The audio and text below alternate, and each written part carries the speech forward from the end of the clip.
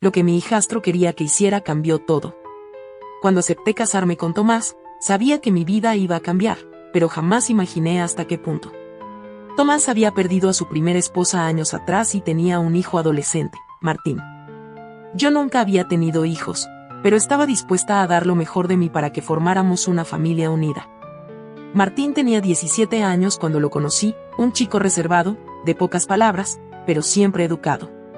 En nuestras primeras interacciones, noté que mantenía cierta distancia conmigo.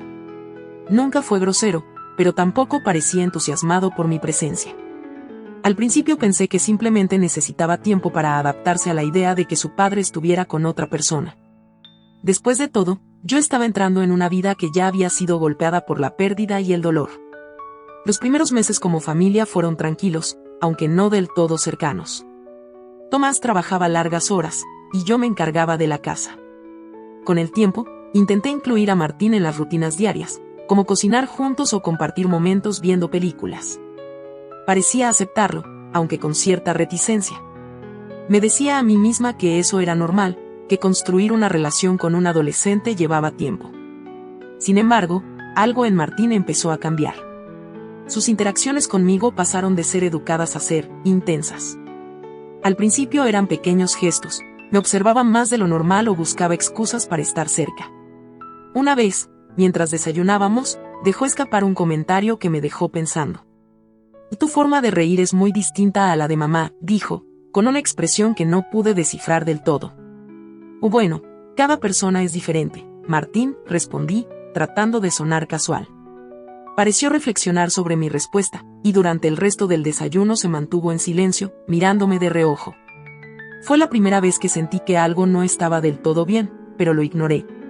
Pensé que estaba buscando su lugar en esta nueva dinámica familiar, y me prometí tener paciencia. Conforme pasaron los meses, los pequeños gestos se hicieron más evidentes. Martín comenzó a buscarme constantemente. Si estaba en la cocina, aparecía con alguna excusa, que quería agua, que tenía hambre, o simplemente para preguntarme cosas triviales como que planeaba cocinar. Si estaba en la sala, él encontraba un motivo para sentarse cerca, incluso cuando antes prefería estar solo en su habitación. Hubo un día que me marcó especialmente. Estaba en el jardín regando las plantas cuando Martín salió y se quedó observándome en silencio. Al principio pensé que iba a pedirme algo, pero solo se quedó ahí, mirándome. Después de unos segundos, rompió el silencio. Papá tiene suerte de haberte encontrado. Eres diferente a cualquier persona que haya conocido. Lo miré sorprendida, pero traté de restarle importancia. Y gracias, Martín. Eso es muy amable de tu parte. Pero su mirada no cambió. Era seria, intensa, como si quisiera decir algo más pero no se atreviera. Esa noche no pude dormir bien. Había algo en esa interacción que no me dejaba tranquila, pero no sabía cómo abordarlo. ¿Estaba exagerando? ¿O realmente Martín veía nuestra relación de una forma que no era correcta? Lo peor vino semanas después. Una tarde, mientras limpiaba la sala, encontré un dibujo escondido entre las páginas de un cuaderno que Martín había dejado sobre la mesa. Era un retrato mío. No era un simple garabato, era un dibujo detallado, casi obsesivo, con anotaciones sobre mis ojos, mi sonrisa, incluso el peinado que usaba a menudo. Me estremecí al verlo, pero decidí no decir nada. No quería acusarlo sin pruebas claras, y tal vez, solo tal vez, esto era una forma inofensiva de expresar su admiración. El día que todo cambió fue una noche en la que Tomás tuvo que salir de viaje por trabajo. Estábamos solos en casa, y aunque intenté mantener la normalidad, no pude evitar sentirme inquieta. Martín parecía más callado de lo habitual, pero no se apartaba de mi lado. Después de cenar, me senté en la sala a leer un libro. Martín apareció unos minutos después con una taza de té y se sentó a mi lado. No dijo nada durante un rato, y yo intenté concentrarme en mi lectura, pero su presencia era demasiado evidente. Finalmente, rompió el silencio. ¿Puedo hablar contigo de algo importante? Cerré el libro y lo miré, tratando de parecer calmada. Claro, Martín. ¿Qué pasa? Y no sé cómo decírtelo, pero creo que lo mejor es ser honesto. Sus palabras me hicieron sentir un nudo en el estómago. Algo en su tono me advirtió que no sería una conversación fácil. Estoy enamorado de ti. El silencio que siguió fue insoportable. Mi mente se quedó en blanco, y durante varios segundos no supe qué decir. Finalmente, logré responder, aunque mi voz salió más débil de lo que esperaba. Martín, eso que dices no está bien. Soy la esposa de tu padre. Lo sé, pero no puedo evitarlo. Desde que llegaste, todo cambió para mí. Nunca había sentido esto por nadie, y sé que tú también lo sientes. No. Me lo interrumpí, levantándome del sofá. No siento nada, Martín.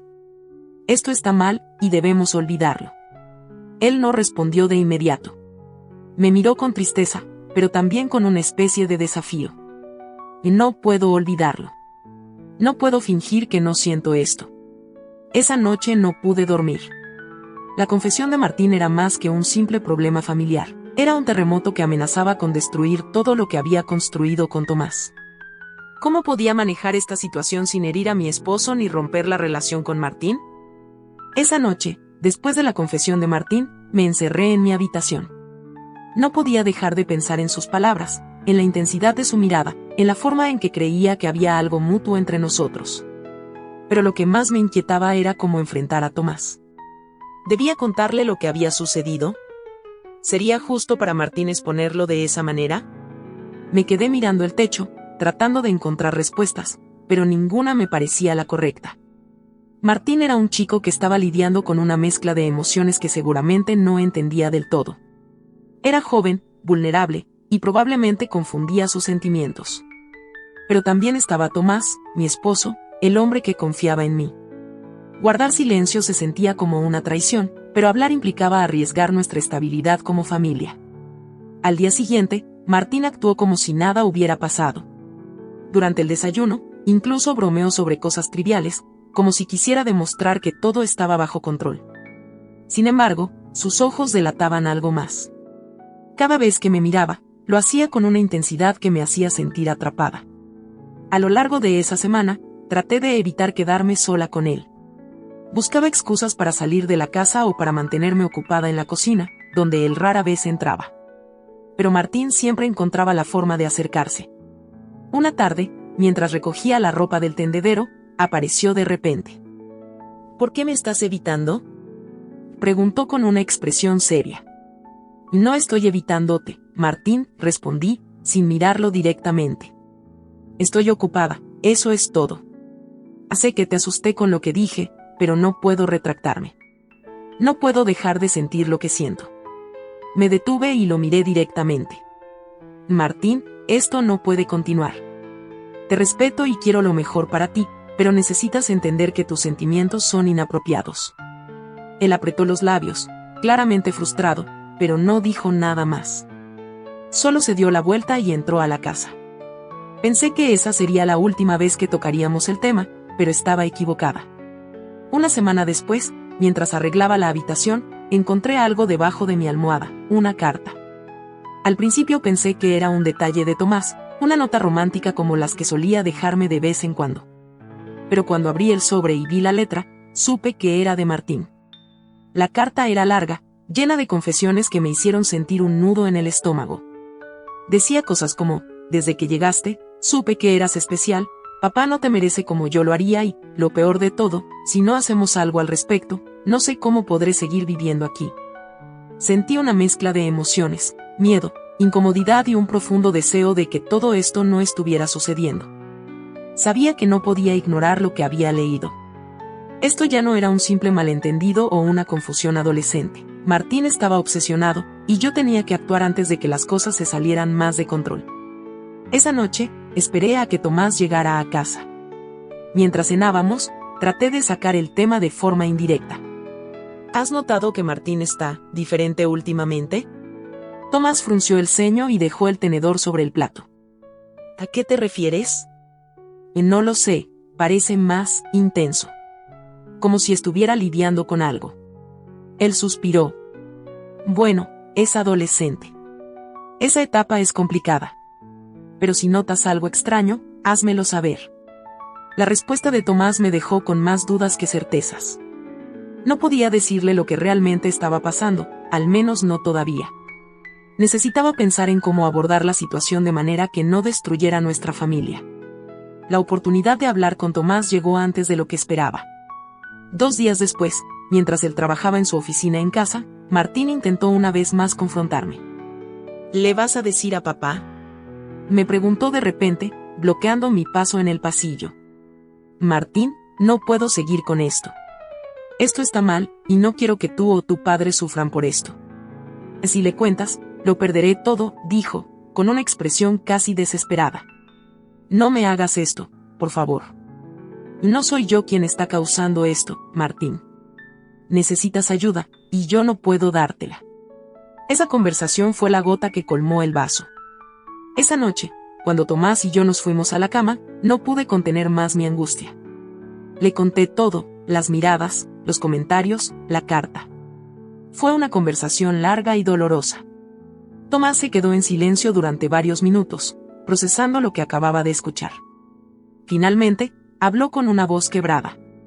No puedo creer que esto esté pasando. A la mañana siguiente, Tomás habló con Martín. No sé exactamente qué le dijo, pero esa tarde Martín hizo sus maletas y se fue a vivir con su abuela. No hubo despedidas ni explicaciones. Simplemente se fue. Desde entonces, nuestra relación como familia cambió para siempre. Aunque Tomás y yo seguimos juntos, hay una herida que nunca terminó de sanar. Lo que mi hijastro quería que hiciera cambió todo. Me di cuenta de que hay situaciones que no tienen un desenlace perfecto. Aunque espero que Martín encuentre paz y claridad en el futuro, también sé que lo que vivimos dejó una marca imborrable en nuestras vidas. A veces, amar a alguien significa tomar decisiones que duelen, pero que son necesarias.